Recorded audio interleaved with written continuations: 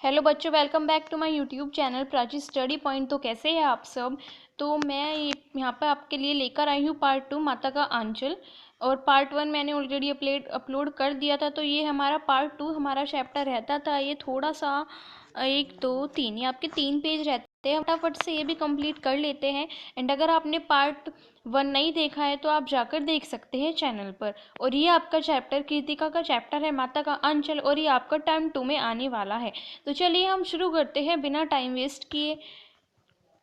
अगर किसी दूल्हे के आगे आगे जाती हुई ओहारदान पालकी देख पाते तब खूब जोर से चिल्लाने लगते, रहरी में रहरी पुरान रहरी, डोला के कनिया हमार महरी।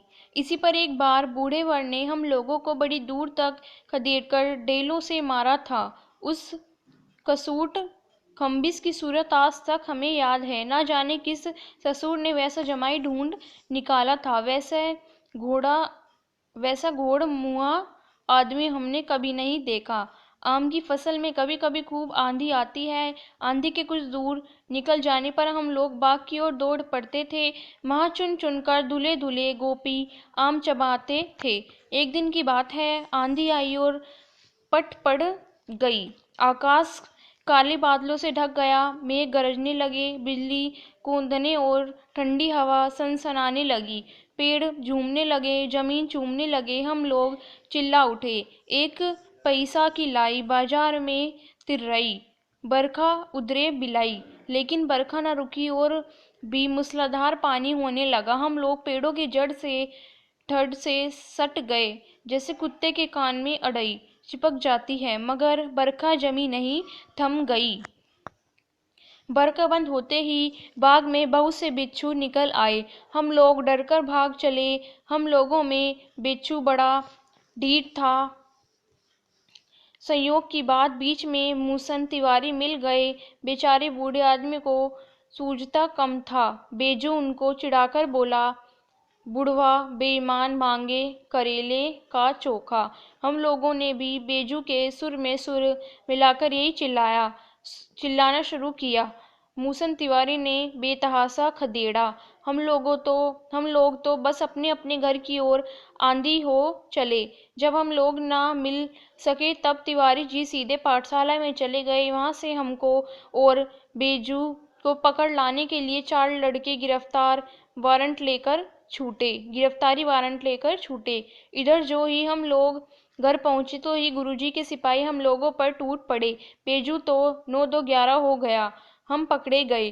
फिर तो गुरुजी ने हमारी खूब खबर ली। बाबूजी ने यह हाल सुना। वह दौड़ते हुए पाठशाला में आए। गोद में उठाकर हमें पुचकारने और फुसलाने लगे। पर हम दुलारने से चुप होने वाले लड़के नहीं थे। रोते रोते उनका कंधा आंसुओं से तर कर दिया। वह गुरुजी की चिरोरी करके हमें घर ले चले। रास्ते में फिर हमारे साथी लड़कों का झुंड मिला। वो जोर से नाचते और गाते थे। तो यहाँ पर आप देख सकते हैं भोलानाथ कितना शरारती था और उनके दोस्त भी। तो वो ऐसे एक बार जैसे बारात जाती थी तो वो ऐसे चिढ़ाने लगते थे। तो पैराग्राफ में आपने जैसे पढ़ा। लेकिन इसमें जो मोस्ट इम्पोर्टेंट है, जो क्वेश्चन बन सकता है, वो है यहाँ से 9 2 11 हो जाना मुहावरे का अर्थ। और वो आप सबको अच्छे से पता होगा। आप मुझे नीचे कमेंट सेक्शन में कमेंट कर कर बताएं। सो आगे है हमारा, वो जोर से नाचते और गाते थे, माई पकाई गरर गरर पुआ, हम खाइब पुआ, ना खेबल जुआ। फिर क्या था, हमारा रोना धोना भूल गया। हम हट करके बाबूजी की गोद से उतर पड़े और लड़कों की मंडली में मिलकर लगे वही तान सुर अलापने। तब तक सब लड़के सामने वाले मकई के खेत में दौड़ पड़े। उसमें चिड़ियाओं का झुंड चल रहा था। वे दौड़ दौड़ कर उन्हें पकड़ने लगे, पर एक भी हाथ न आई। हम खेत से अलग ही खड़े होकर गा रहे थे, राम जी की चिड़ई, राम जी का खेत, खा लो चिड़ई भर भर पेट। हमसे कुछ दूर बाबूजी और हमारे गांव के कई आदमी खड़े होकर तमाशा देख रहे थे और यही कहकर हंसते थे कि चिड़िया की जान जाए, लड़कों का खिलौना। सचमुच लड़के और बंदर पराई पीर नहीं समझते।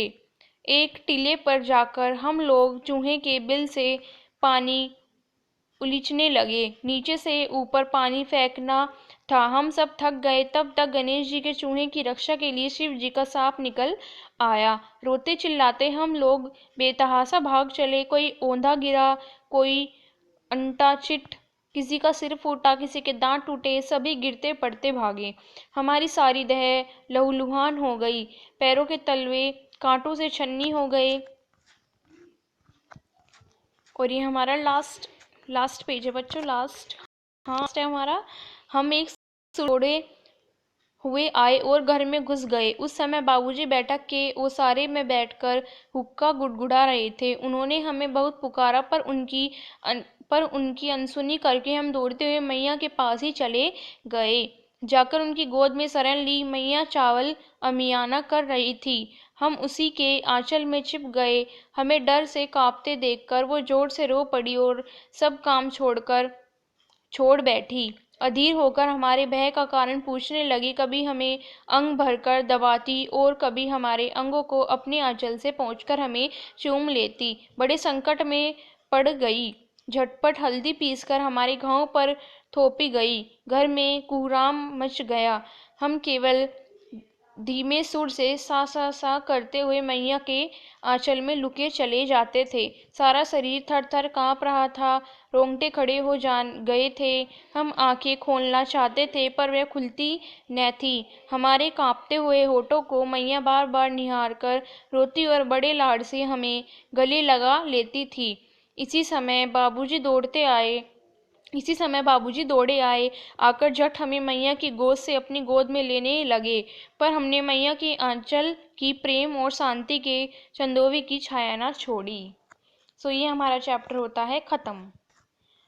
चैप्टर अच्छा था बच्चों, तो आपको इससे क्या नॉलेज मिली, आपको इससे क्या शिक्षा मिली कि हमें ज़्यादा बदतमीजी नहीं करनी चाहिए। हाँ, नहीं, वैसे ये भी शिक्षा मिली। और दूसरी है कि बच्चे चाहे अपने पापा के कितने भी लाडले हो, लेकिन वो लास्ट में अपनी मम्मा के ही लाडले होते हैं, है ना। तो ऐसे ही भोले, इस चैप्टर के अंदर यही था कि भोलानाथ ज़्यादा अपनी मम्मी से ज़्यादा अपने पापा के पास रहता था और उनके पापा भी उन्हें बड़ा प्यार करते थे। लेकिन लास्ट में जब उनके ऊपर मुसीबत आई तो उन्होंने अपनी माता का आंचल नहीं छोड़ा। तो आप यहाँ पर देख सकते हैं चैप्टर हमारा बड़ा ही चैप्टर था। और अगर आपने बुक खोलकर पढ़ा होगा मेरे साथ तो आपको सारा चैप्टर समझ में आ गया होगा। और आप एक बार और इसे चैप्टर को अच्छे से पढ़ लेना बच्चों, आपको समझ आ जाएगा। और इस चैप्टर के लिए मोर अपडेट्स के लिए चैनल को सब्सक्राइब करें, लाइक करें एंड शेयर करना ना भूलें। एंड अगर आपको कहीं भी लगता है कि मेरे पढ़ाने में कुछ कमी है या आपको कुछ समझ में ना आया हो तो आप नीचे कमेंट सेक्शन में बेझिझक बता सकते हैं। मिलते हैं अपनी नेक्स्ट वीडियो में बच्चों। Thanks for watching my video.